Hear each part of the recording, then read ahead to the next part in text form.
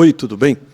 Hoje no nosso podcast Mercado de Arte, a gente já vem falando há algum tempo, nós temos a ilustre presença de uma pessoa que, na minha concepção, revolucionou o mercado de arte brasileiro.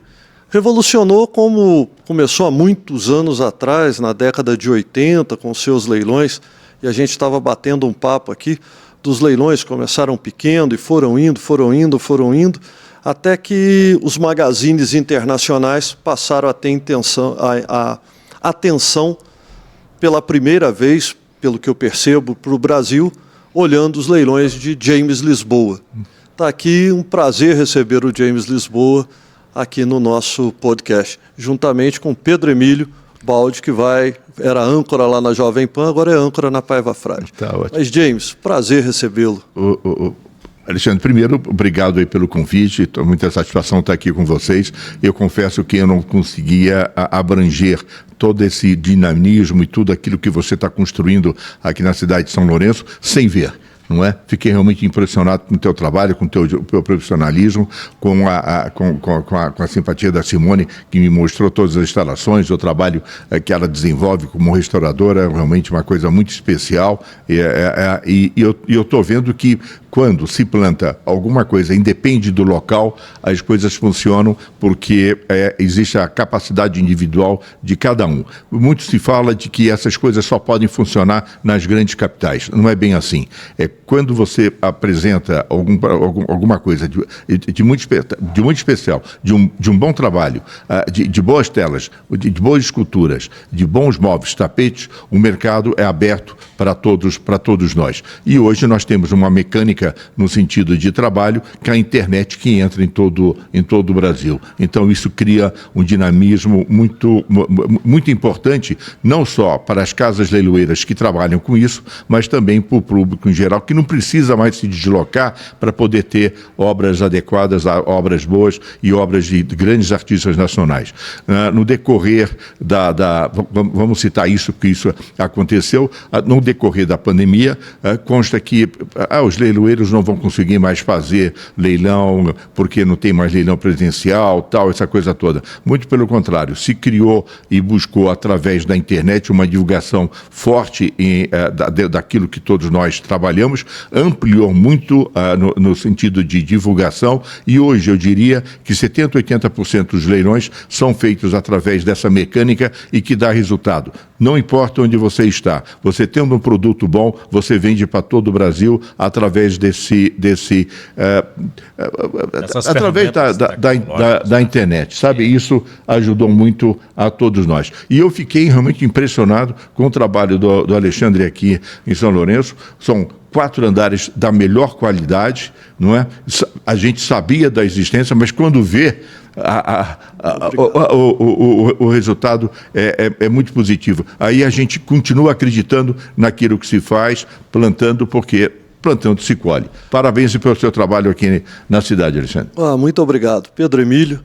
Pedro Emílio é um colecionador, é um apaixonado por arte, por mercado de arte. E o James veio te visitar hoje, né, Pedro? Também. Hoje tivemos fomos almoçar na casa do Pedro hoje. Recebeu o James, né, e o Alexandre também. E fomos lá conhecer um acervo muito especial, né, James? Lógico, com certeza. É isso. Oi, Alexandre, por favor. Não, pode você, James. Não, tudo isso criou, assim, um final de semana muito especial, né? Aquelas coisas que a gente não podia abranger sem ver. E a gente aí dimensiona quando está presente e as coisas acontecem. Eu me lembro a primeira vez, isso fazendo assim, a grosso modo uma comparação, isso na década de 70, quando a primeira vez eu estive em Paris, e quando eu vi a Torre Eiffel, eu olhei assim, nossa, eu não pensei que fosse tão grande. Você tem que ver para poder sentir exatamente aquilo que você está sentindo. E foi o que aconteceu hoje, no sentido de ver todo o trabalho que o Alexandre aqui desenvolve. Já um leiloeiro extremamente profissional, mas quando a gente tem notícia, sem saber da forma como que ele trabalha, a gente não dimensiona. E hoje realmente eu fiquei impressionado com o profissionalismo, com toda a equipe, com tudo aquilo com que ele apresenta apresenta e coloca. Tem que fazer mais leilões. Ele falou, não, eu só quero fazer 3, 4 leilões. Você tem condições de fazer leilão todo mês, Alexandre. Faça o favor de colocar aí a máquina aí para rodar, porque você está todo preparado para isso. Ele vem em São Lourenço para me dar ideia doida, né? Aí a Simone ouve isso e vai me obrigar a fazer. Botar o Alexandre para trabalhar. Mas o James tem uma história muito bonita. A história de arte do James, eu escrevi um livro sobre o mercado de arte, está até à venda o livro online na internet, a gente vai publicar, e aí eu tive que pesquisar todos os leiloeiros. O livro surgiu da ideia de como surgiu o primeiro leilão de arte no Brasil. E aí, ao usar o termo leilão de arte, porque os leilões eram feitos arte e escravo junto no Império. Na época do Império, leiloava bons escravos em leilão de arte e bom mobiliário, e era uma coisa até, de certa forma, esdrúxula. Até que vem caminhando, a Casa Hernani é fundada, mas só faziam leilões de espólio. Sim. Naquela época era lá o fundador, né, o velho Hernani, lá 1906 mais ou menos, leilões de espólio, vem vindo até que chega na década de 70 e o nosso colega Evandro Carneiro entra no lugar da Petit Galeria ali, faz ali a bolsa de arte e começa a fazer leilões captando de várias pessoas, né? Exato. O James, desde 1973 também, né, James, que você atua no mercado de arte, né? Entre 73 e 74. Agora, no dia 13 de junho, eu fiz 37 anos como leiloeiro, quer dizer, agora no dia 13 de junho agora de 2024, são 37 anos de leilão, de prego, de bater martelo. E no mercado de arte, 48 para quase 50 anos de atividade. Desde 1974 também, 74 atuando como comerciante de obras de arte. Isso veio como uma ode à sua família, né? Porque a sua mãe era uma restauradora e você o lado homem do James, não comerciante, né? Exato. Comerciante, assim, do business. Mas o James é um apaixonado por arte. Sim, é aquilo que a gente... Olha, Alexandre, eu acho que o grande sucesso no sentido de você fazer não é aquilo que o trabalho ou a tua profissão dá no sentido financeiro. É aquilo que você faz com prazer, porque o financeiro depois vem naturalmente. Então, tudo isso tem uma história no sentido daquilo que eu faço, daquilo que eu desenvolvo, e eu faço isso com muito gosto, sabe? Não tem coisa melhor no sentido de descobrir, ver isso, quando eventualmente eu faço avaliações e vou na casa de uma pessoa e vejo um quadro inédito que nunca foi visto, nunca foi colocado em pregão, nunca foi colocado em exposição, e você sabe que uma obra importante de um artista, que você vai pegar, que você vai sentir, você vê aquela criatividade de um autor, de um autor importante, que ele pegou aquele material, que era uma tela branca, ele rabiscou e fez uma obra-prima. Então você tem o prazer de segurar alguma coisa que um outro autor, um outro personagem, um outro ser humano jogou tudo de si em cima daquele pequeno espaço, aquela pequena pintura, mas que tem uma representação muito forte no sentido de talento e de importância. E depois, no decorrer da vida, no decorrer da estrada da vida, uma pessoa te chama para você negociar essa obra. Isso tem uma história da família, do artista, e depois numa continuidade que você vai fazer através do leilão, no qual você é que está prosseguindo, você que está abrindo a porteira para que esse quadro depois vá para uma outra coleção e a história continua. Tudo isso traz uma emoção muito forte daquilo que você faz, e tudo isso traz resultado porque é bom fazê-lo. Isso é bom descobrir todas essas coisas. E em relação ao meu trabalho, foi uma influência da minha mãe, que desde a década de 60, vindo da década de 50, mas desde a década de 60, ela é como pintora, restauradora, professora, trabalhando com cerâmica. Agora há pouco eu falei com a Simone, você está trabalhando com escultura, com terra, você queima e tal. Eu me lembro dos fornos, das aulas de pintura que elas davam em casa, num espaço espaço reservado para isso. Então, isso fazia parte do cotidiano e que eventualmente aconteceu. Eu me recordo de algumas coisas que na infância você não esquece nunca mais. Eu me recordo que a minha mãe fez um trabalho para a Bienal de São Paulo. Eu devia ter talvez 5, 6 ou 7 anos de idade, e ela foi até a Bienal ali no Ibirapuera, na cidade de São Paulo, receber uma quantia que ela fez lá um determinado restauro. E aí, entrando na Bienal, havia uma pequena grupo de pessoas atrás de um homem que estava apontando com dificuldade os quadros que ele queria ver com mais detalhes numa cadeira de roda. E minha mãe, eu perguntei, mãe, que aquele homem lá, que tem um monte de gente ao lado dele, ele vendo os quadros. E ela falou assim, uma coisa que você nunca... O homem que trouxe a televisão para o Brasil, inventou a televisão para o Brasil, que é o Assis Chateaubriand. Então, são alguns momentos que você só divide ou dividiu, porque ela estava presente nesse momento e me levou para acontecer e ver. Então, e tem outras mil histórias, Alexandre, que aconteceram, que me ajudaram na minha trajetória. Mas uma coisa que eu não te contei é que eu comecei a pintar em 1967.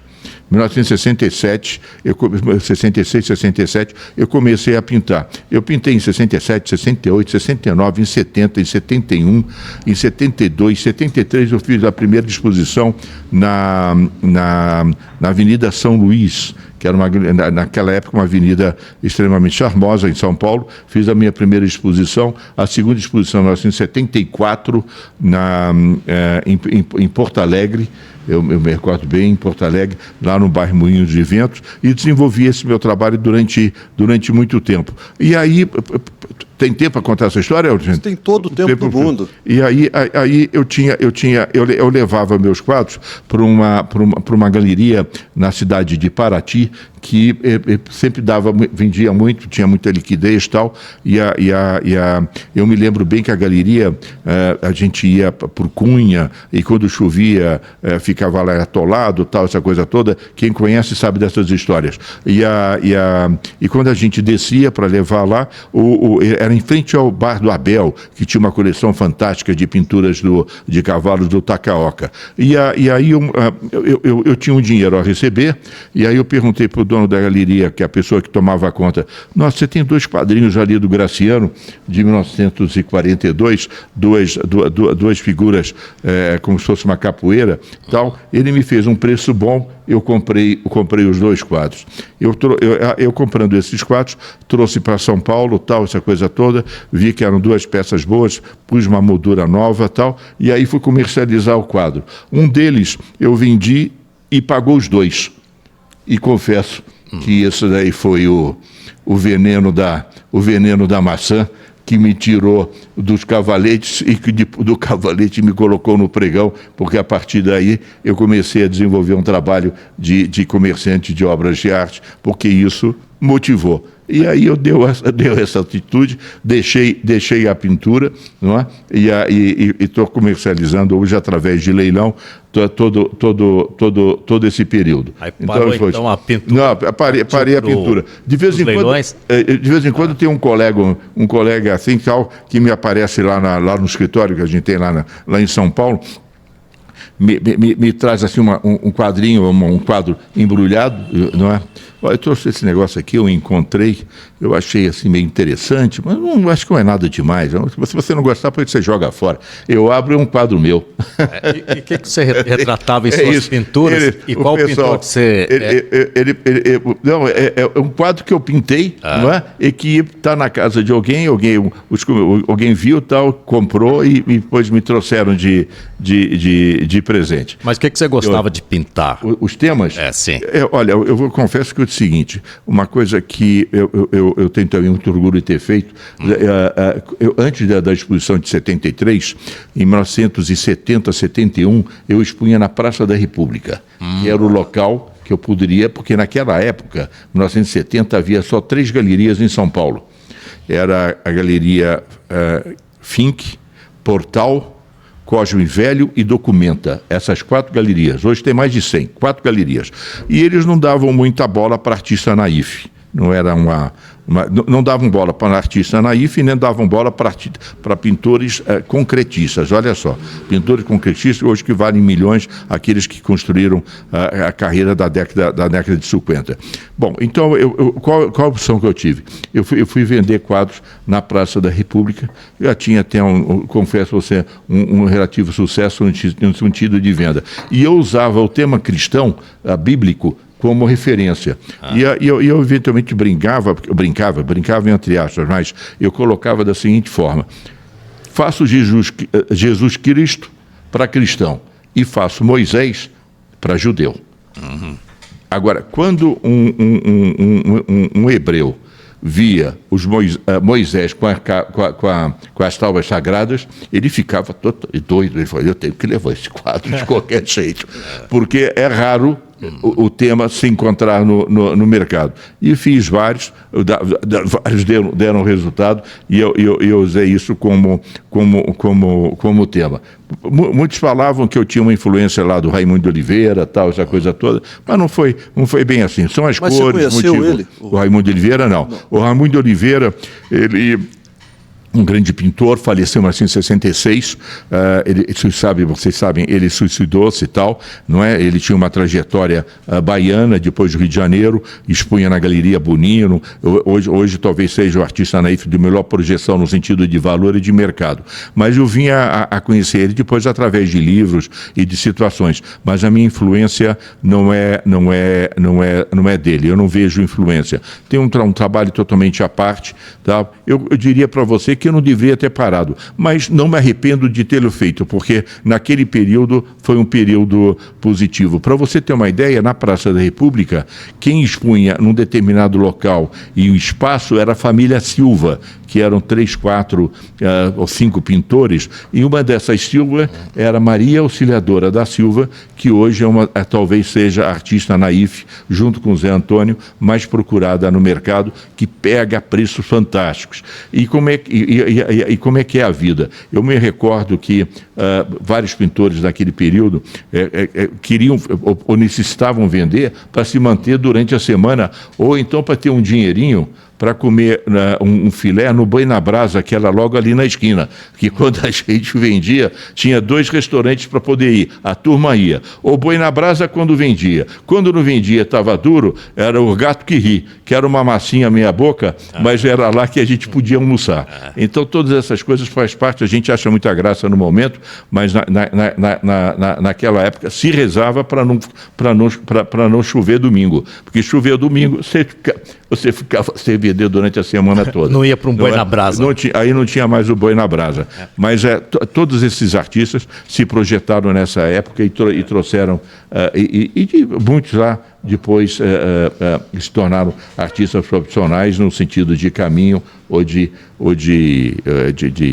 trabalho, de disposição e de momento. Mas todas essas coisas foram importantes porque serviram de escola. Sim, é isso. Pois é, eu falei lá atrás do Evandro, né, na década de 70, porque o James, logo depois, na década de 80 e 90, revolucionou realmente o mercado, porque o mercado de São Paulo, embora tenha tido muita gente importante, teve o Renato Magalhães Gouveia, teve muita gente importante, o Dutra fez alguns grandes leilões também, importante, aquela casa da Avenida Brasil, mas o James profissionalizou, de certa forma, o mercado de arte, né? Quando a gente fala como uma bolsa, como uma coisa.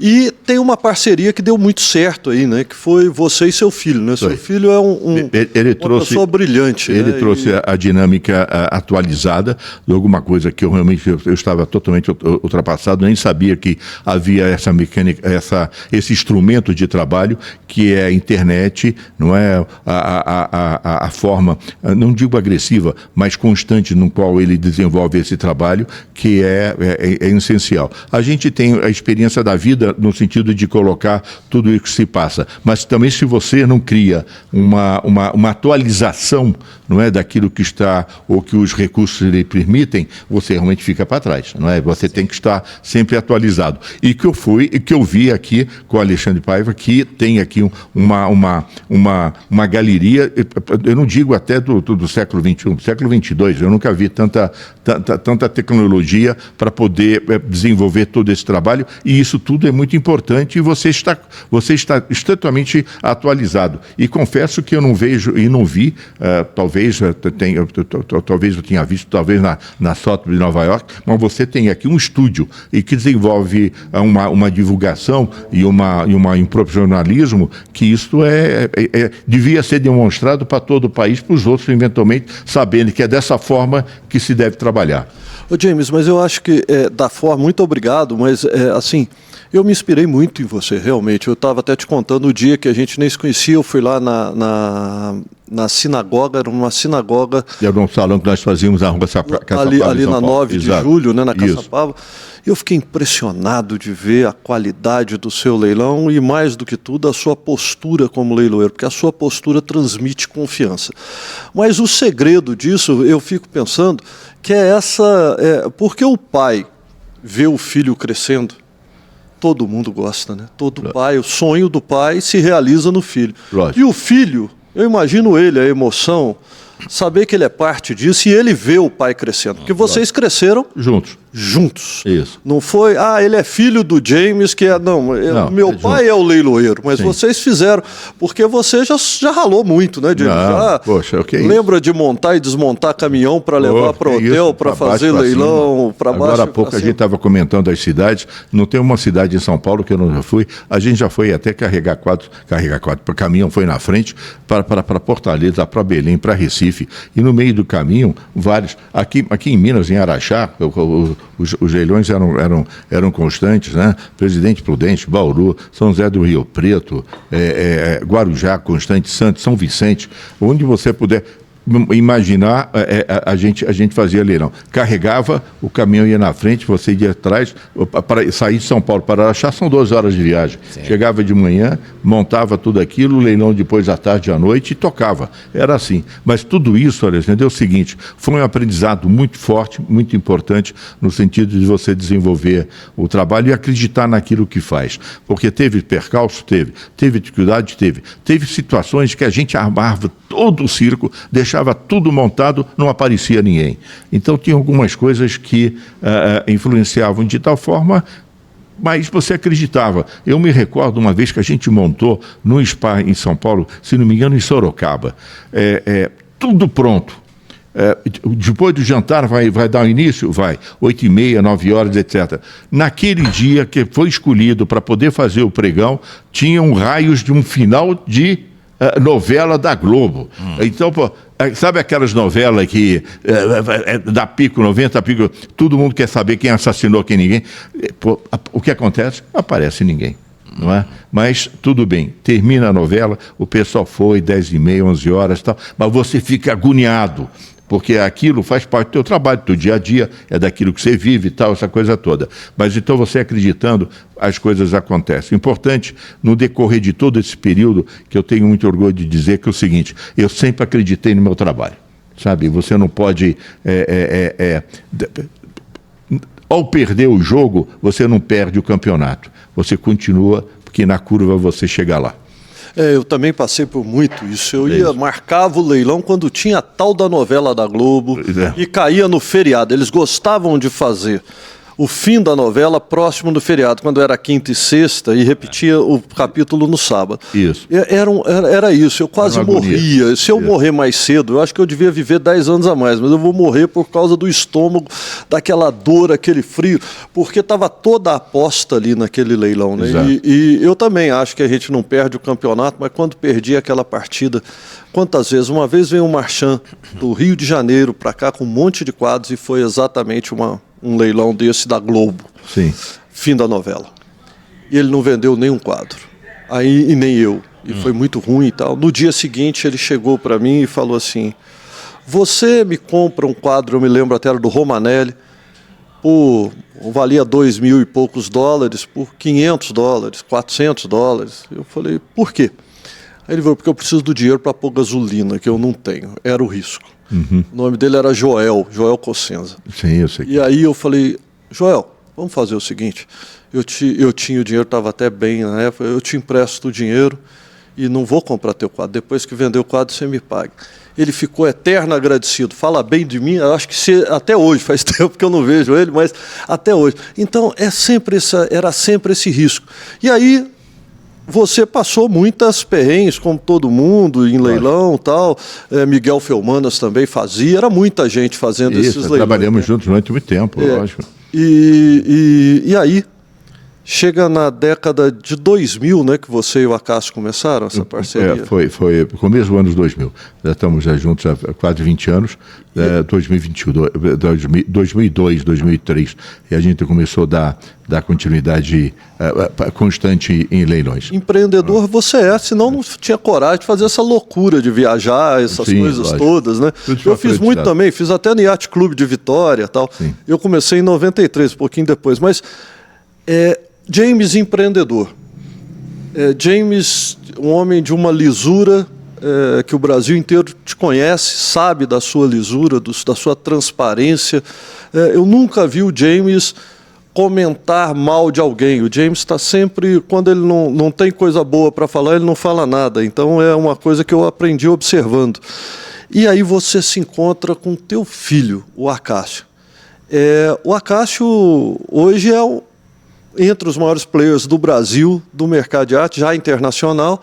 E aí o Acácio une a lisura do James ao novo empreendedorismo do jovem. Isso foi um impulso da sua vida? Não, eu não digo na vida, foi a junção das duas coisas que levaram a gente a ter um bom caminho. É isso, duas coisas boas. Quando acham a mesma estrada, as coisas estão defasadas, estão colocadas e estão abertas. O que ele chama de bom caminho é a maior casa de leilão do Brasil, na Melo Alves, ele. Tem mais um em São Paulo que disputa com ele, que também é uma grande casa. E uma das maiores galerias do Brasil, que é a Galeria Frente, sabe por quê? Pelo grupo Frente, mas porque fica na frente do escritório de leilões dele. Mas a Frente já existia no sentido de tentar fazer e realizar, não é, para poder ter um outro campo de atuação, e coincidiu de ser no mesmo, está exatamente em frente ao escritório que nós temos de leilão, em frente, exatamente em frente. E tem até uma história curiosa, na casa onde a gente está, no escritório onde nós estamos, havia, no decorrer, acabou tendo 16 herdeiros que nunca se entendiam, essa coisa toda. Eles solicitaram o imóvel, porque naquela época os cafés estavam em voga, um dos pontos mais caros do mundo, era o 8º ou 10º ponto. Então, eu estou ali perto, e isso criava, nos 16 herdeiros, uma cobiça muito forte sobre valores de aluguel, essa coisa toda. E aí a gente descobriu a casa exatamente em frente, que o pessoal estava saindo, e logo em seguida a gente solicitou e a gente conseguiu alugar lá o espaço, essa coisa toda. E aí acabou entrando em entendimento com os 16 herdeiros, e aí a gente conseguiu ficar com o escritório e com a Galeria à Frente, que lá se instalou e que tem feito grandes exposições, uma delas agora há pouco, que terminou agora dia 18, em comemoração à imigração japonesa, de 10 pintores nipo-brasileiros que se projetaram em São Paulo. Foi uma homenagem que nós fizemos ao MAB, a Galeria à Frente, ao MAB, ao Toyota, tem trabalhos do Fujita, o Wakabayashi, a Tomiyota, que tem um grande painel maravilhoso da artista, o Fukushima, pai e filho.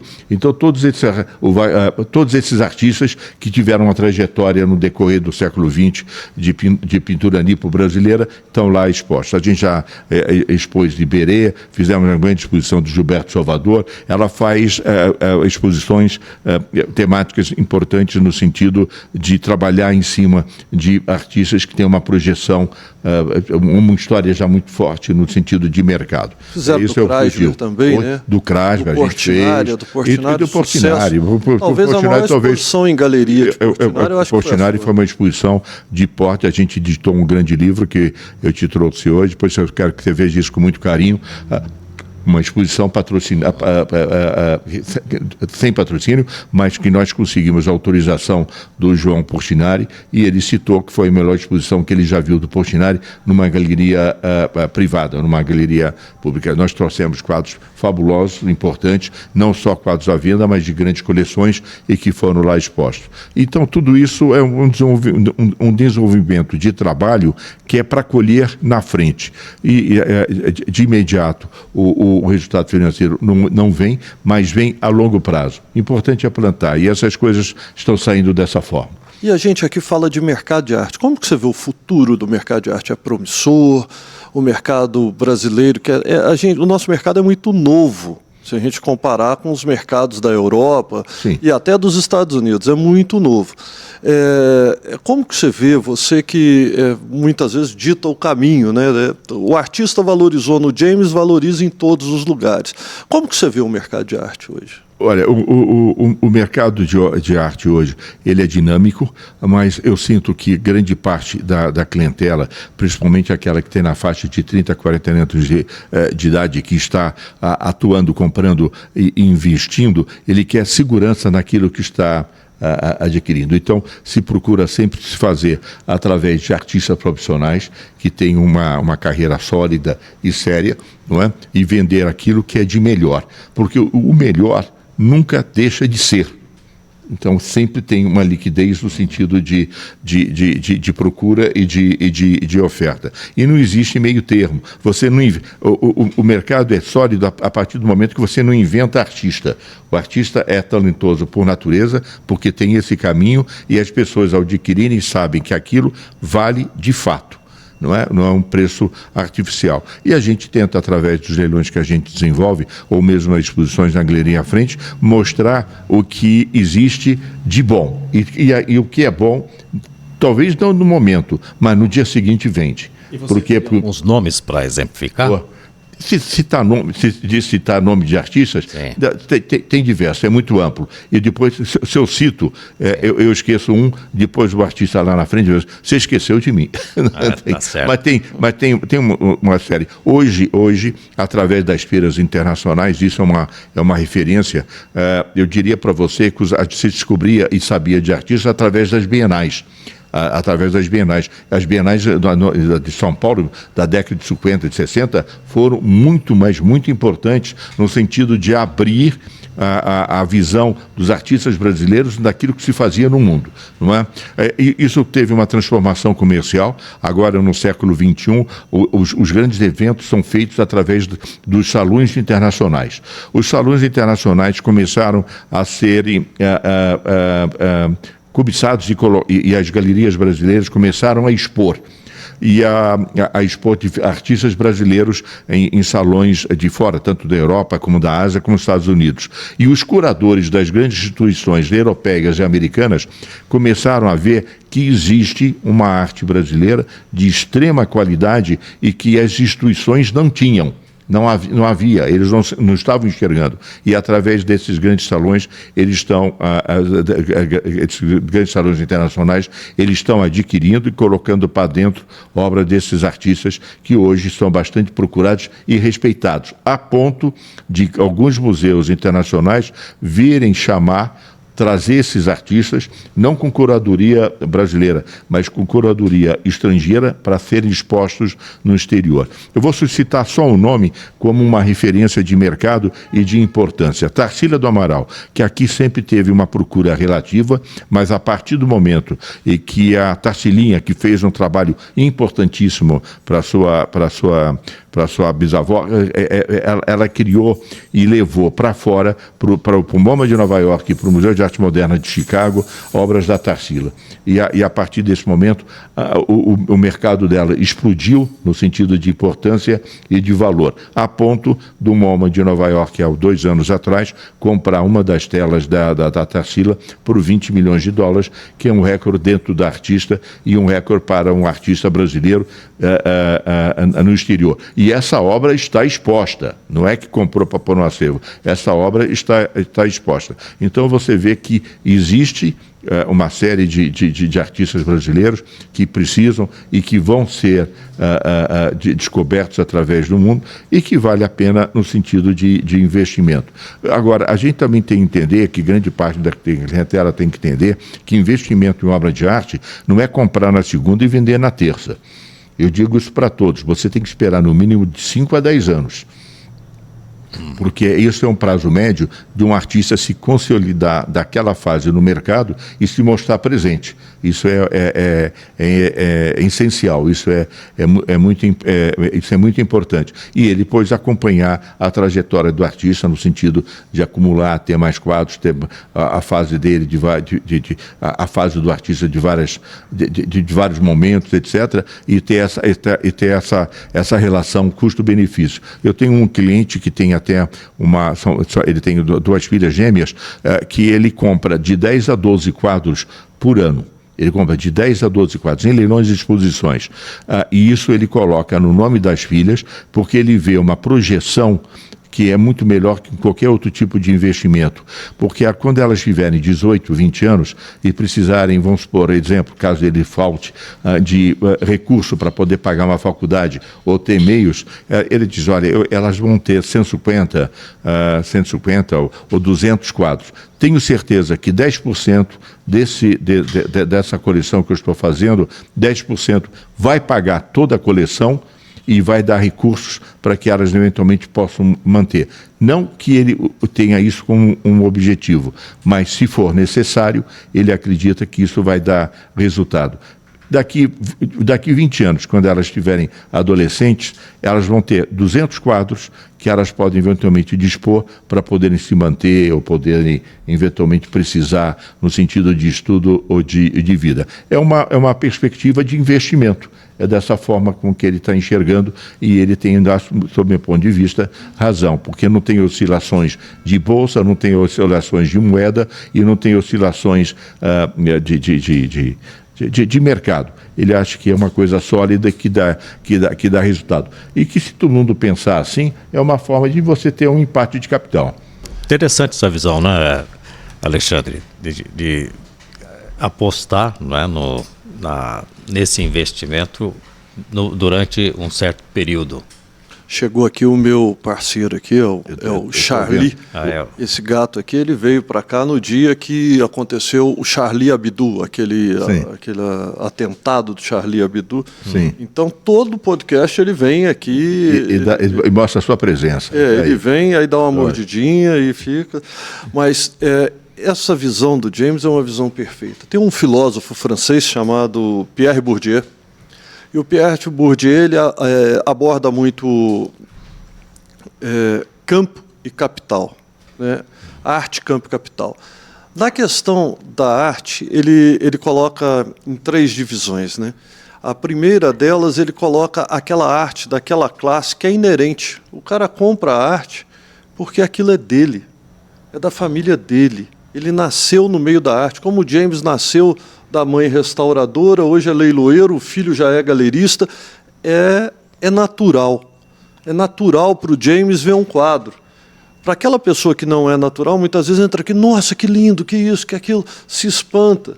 Mas aquele que já tem aquele convívio como comum, aquilo é natural. E isso, existem várias famílias nesse sentido. Por um outro lado, o Bourdieu coloca também que esse natural, ele gera um campo de convivência.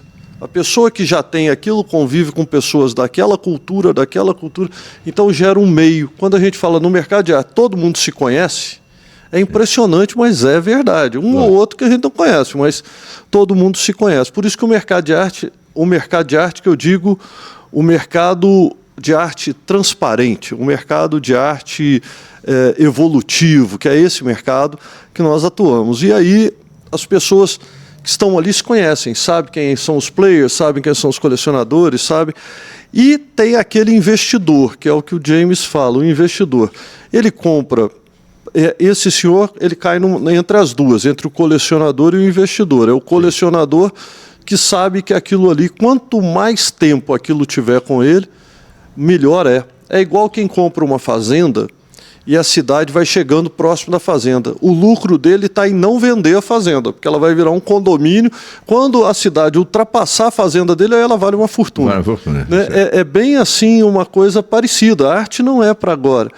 E ainda temos aquele especulador, que é o que compra no leilão do James, põe no meu, compra do meu, leva para o James, leva para o outro, leva para o outro.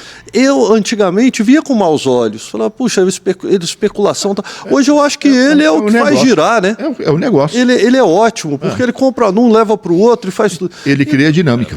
Então o James, eu vou pegar o pedacinho que eu estava falando. O James, a gente estava ali em cima, ele viu uma cerâmica e ele lembrou da mãe dele. A cerâmica quando ele pegou aquilo, ele vê um adorno. Adorno significa adornare, colocar em ordem.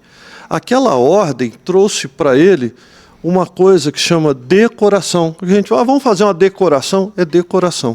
O seu coração não bateu só pela cerâmica, mas pela nostalgia da sua mãe. Sim. Ótimo. E é esses objetos, são esses quadros que as pessoas colocam em casa, e é muito mais do que um quadro. Vai além de quando o Magritte diz isso não é um cachimbo, é verdade, porque vai além disso. Você se emocionou ali com uma coisa que trouxe a imagem querida da mãe dele. Lógico. E a imagem, quando a gente vê obras de arte, os nossos filhos, naquilo que estão na nossa casa, pode até não gostar, aí vende.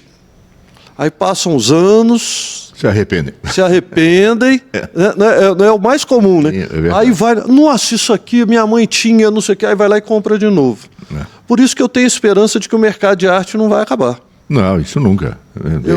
Veio para ficar. Como há pouco eu disse, quando eu comecei, em 1973, haviam 4 galerias em São Paulo.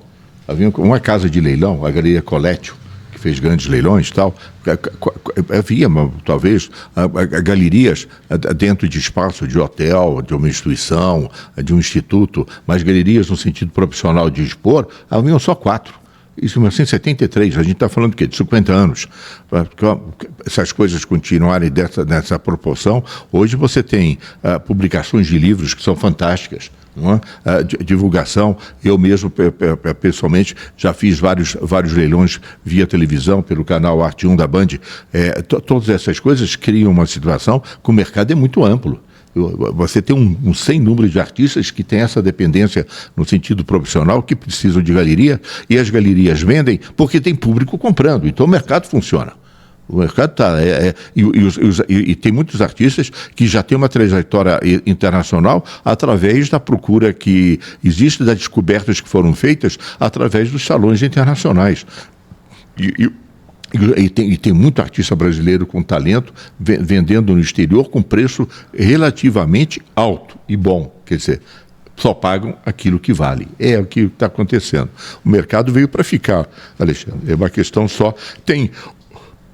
Há oscilações, mas oscilações de mercado para todos nós, no sentido de político, de novas resoluções econômicas, etc., que eu diria que afeta, mas não destrói. Afeta, mas não destrói. Muito pelo contrário. E, em alguns casos, até cria uma fuga no sentido de investimento, no sentido de garantia. Se a bolsa cai, não está acontecendo, está saindo dinheiro para fora, tal, essa coisa toda, porque não está se acreditando nas resoluções que estão sendo tomadas em algum momento, tem muito caso que as pessoas, nesse caso, compram obras de arte porque sabem que aquilo é de valor real, quer dizer, um valor de empate de investimento que compensa no sentido de fugir da instabilidade. Exatamente. E o essencial que é o seguinte: o que é bom não perde valor. Isso em qualquer lugar do mundo, sabe? A peça é de boa qualidade, o quadro é de boa qualidade, o artista tem a sua projeção, podem comprar, porque se não for hoje, amanhã vende. Eu vejo isso com essa volta forte que está tendo dos acadêmicos no Brasil, e eu via colegas nossos falando isso ninguém mais quer. Um dia que uma pessoa falou isso para mim de um Pedro Américo, aí eu falei, vamos desistir do mercado de arte, porque se um Pedro Américo ninguém mais quer, um homem que tem um quadro ao lado do Miguel Ângelo, no retrato dos grandes mestres mundiais, na Uffizi, encomendado pelo presidente da Itália na época, é o homem que teve a Batalha do Havaí aberta na comemoração na Itália dos 400 anos do Miguel Ângelo, foi a inauguração do quadro, a abertura, o vernissage da Batalha do Havaí, onde foi a Rainha Vitória, Dom Pedro II. Quer dizer, se isso ninguém mais quer, então significa que ninguém mais tem cultura, ninguém mais lê, ninguém mais... É complicado, mas muita gente quer. E aí eu sempre insisti nisso, que era cíclico. O bom não passa, é o que o James falou. A verdade, hoje fica aqui no podcast, para você que está assistindo a gente agora, lembre-se disso. O conselho do James, o bom não passa. Compre o bom. Não compre o mais ou menos mais barato, não, porque não adianta. Compre o bom não passa. O Pedro Américo não valia tal, porque o gosto dos arquitetos, da decoração, dessas coisas, não estava nesse momento. Mas sempre tem aquela pessoa que tem a cultura específica, que vai comprar aquela obra porque ela é boa.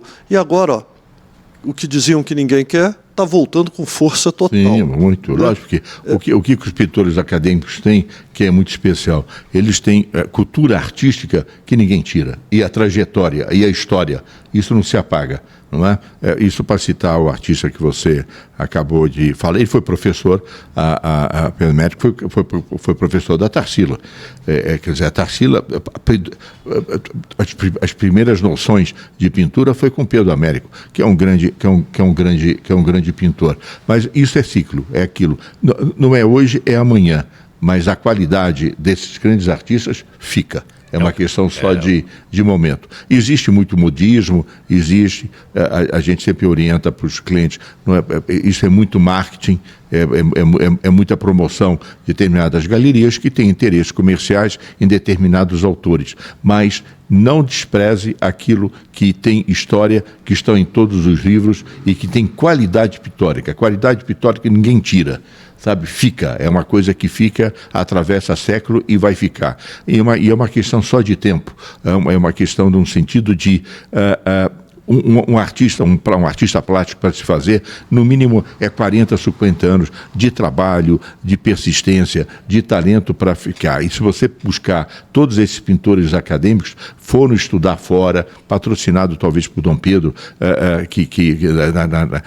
fazendo cursos e pintura no exterior, Paris, que era a grande cidade do século XIX, etc. E tudo aquilo que está e que foi determinante para esses pintores acadêmicos está gravado na memória e na cultura brasileira. Se não está ainda no mercado de arte, é uma questão de tempo. Não está no sentido especulativo, mas todos esses artistas têm liquidez, talvez não tenha especulação, mas tem liquidez porque tem procura, porque tem muita gente que sabe que pintura acadêmica talvez seja a melhor, ou talvez a melhor fase da pintura brasileira no decorrer. A gente tem a pintura concreta dos anos 50, os modernistas que vieram através dos anos 20 e 30, mas a pintura acadêmica ela é sólida, ela é importante, está aí, ela veio, ficou. Agora, se não chegou nos valores de muitos milhões, o que eventualmente também pode acontecer, é uma questão de tempo e no decorrer, talvez daqui 20, 30 anos, as coisas tendem a disparar e se ver de uma outra forma. E são raros, hein? Os quadros acadêmicos são raros, mesmo porque hoje um artista contemporâneo que pode e tem condições no sentido de trabalho, de fazer 40, 50, 60 pinturas por ano, esses artistas conseguiam fazer 10, 12. Tem que se entender que não havia entregador de tela, de tinta, isso tinha que vir da Europa, de chassi, de moldura, todas essas coisas se levava tempo para poder criar e fazer. Hoje qualquer artista que pede, coloca o dedo no celular ou na internet, entrega em casa e tem toda essa vantagem. Esses pintores acadêmicos, eles faziam a tela, o linho, o preparo, a cor, a massa para poder criar todas essas coisas. Então, são trabalhos que você não encontra em tanta quantidade como esses contemporâneos e modernos. E essa raridade vai criar condições de valor, de mercado e de especulação. É uma questão de tempo. Você hoje, podendo comprar, compre pintura acadêmica de boa qualidade, que você não vai perder e vai ganhar muito dinheiro a longo prazo. Eu falo que o contemporâneo de hoje é a memória de amanhã. Sim. Né? E esses artistas foram contemporâneos da época deles. Sim, lógico. Foram revolucionários. Você vê, hoje a gente estava falando do Eliseu Visconti, o quanto ele foi revolucionário naquela época. Né? E o quanto o Portinari, que hoje, o Portinari, todos os prêmios do Portinari foi com a arte acadêmica, com os grandes retratos foi. Né, de Portinari. E a gente vê que também, sem menosprezar, né, os contemporâneos, eles estão no auge. Eu acho que parece que é um momento diferente, né? Há espaço para tudo agora, né? A gente está num mercado eclético, né? Com espaço para todos, né? Para todos os galerias. Eu tenho a felicidade de estar com o James aqui, com o Pedro Emílio. O James, que é uma referência realmente para mim, né? De seriedade, de postura. Eu hoje entendi o segredo dele com o Acácio, né? Que é, na verdade, o segredo do lastro.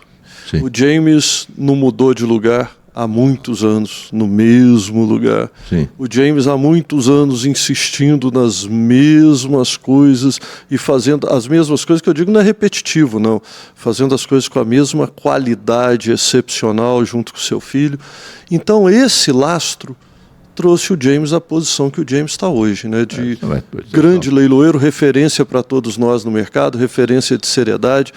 Muito obrigado por sua visita aqui em São Lourenço. É o primeiro leiloeiro que eu entrevisto aqui. Eu ia entrevistar uma pessoa, você levou ela para trabalhar com você na exposição dos japoneses, que é a minha querida Eli Yutaka. Sim. Que a Eli é uma pessoa muito fantástica, especial, muito professora. especial. Hoje ela trabalha com o James. O James está sempre pegando o que tem de melhor para oferecer também o que tem de melhor. Não tem outra receita, né? A receita é essa. É isso, o melhor fica. O melhor fica. É isso. A receita ficou aqui hoje. Para quem está assistindo a gente tem aí, nos últimos podcasts, 15 mil acessos. Foi muito, muito grande o nosso número de acessos. E durante, ao vivo, né, Pedrinho? Ao vivo teve um que teve 15 mil, não é isso?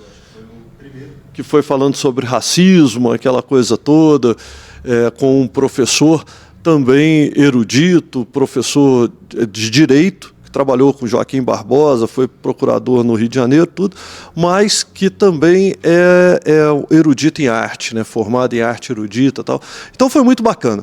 Eu queria te agradecer a sua presença. Que isso, leve Obrigado. Tem um lugar que a gente fala assim, leve um tríplice fraternal abraço ao seu filho, ao Acácio. Obrigado por todos. Que externe a ele meus parabéns. Vocês dois. Nós. Parabéns pelo seu trabalho, Alexandre. Eu também tenho a minha filha, você conheceu ela hoje? Sim. E ela é a coisa mais importante da minha vida. É tua continuidade, é com toda certeza. E o meu trabalho junto com ela e com a minha esposa é o que, com a graça de Deus, é o que cria um lastro nessa casa. Sim, com certeza. E é isso. A gente sente então, que isso é muito sólido. Eu entendi que você... É isso, eu peguei o segredo. O segredo é o melhor. É isso. Eu não quero ser o melhor, mas eu quero fazer o melhor, né? Não, o melhor é Deus. O melhor é aquilo que a gente tenta. É isso. É aquilo que a gente tenta. Exatamente. Pois é. Obrigado, Alexandre. Parabéns aí por tudo. Obrigado pelo convite. O Acácio também, olha, Acácio, ele vai acabar assistindo, só falar para ele, com um pai desse você não podia ser ruim, né? Se fosse ruim também, era muito ruim, né? Porque, pelo amor de Deus, né? Eu não tive pai, hein? Olha, com um pai desse foi um negócio fantástico. Muito obrigado, Obrigado James. você. E muito obrigado sempre, você ocupando a posição que ocupa, é sempre uma pessoa simples, agradável. Você é uma aula de como portar. É isso. Muito obrigado aí pelo convite, obrigado pela companhia de todos vocês. Suas considerações finais e as do Pedro. Estou muito feliz de estar aqui ao teu lado, conversando com vocês e muito grato por tudo que está se passando. Esse momento é um momento muito especial. Obrigado, Alexandre. Muito obrigado. Muito obrigado ao James. Né? Obrigado, Pedro. Obrigado aí. Valeu. Tivemos uma conversa muito produtiva. Muito produtiva, né? Aprendi muito contigo. Você me trouxe muitas informações. Foi muito prazeroso. Obrigado. E aprendemos muito aqui com o James. Exato. O Pedro ficou quietinho hoje. hoje, né? Porque ficou hoje eu fiquei assistindo um pouco esse bate-papo aqui, a né? aula do James. Não teve aula, é só... Mas o Pedro, Pedro... grandes conhecedores da arte. O Pedro entrevistou só assim, Oscar Niemeyer, os grandes nomes do Brasil. Tem entrevista Milton Nascimento, o pessoal do Clube da Esquina, e quando era âncora do A Hora da Verdade, que depois virou Os Pingos nos Is na Jovem Pan, né, o Pedro Emílio entrevistou Deus e o mundo, né? Era muito amigo do Mário Covas, né? Entrevistou e foi amigo do Maluf, dessa turma toda. Então, lembrando que esses entrevistados que você acabou de citar só gostavam de ser entrevistados com pessoas que eram inteligentes e sabiam como entrevistar. E isso o Pedro tira de letra. Muito obrigado aí pela... Muito obrigado a todos. Ao Obrigado. Pedrinho que coordena aí. Põe a musiquinha. Valeu. Aquela ideia, né? Se você gostou, curta, compartilhe, passe para os seus amigos. Vamos aumentar essa corrente do mercado de arte, a corrente do bem, a que a gente chama de mercado A, né? O mercado do mercado de arte A. Vamos nesse sentido, vamos para o bem. Vamos progredir e exaltar a arte brasileira, que assim exaltamos nossos valores pessoais. Tchau!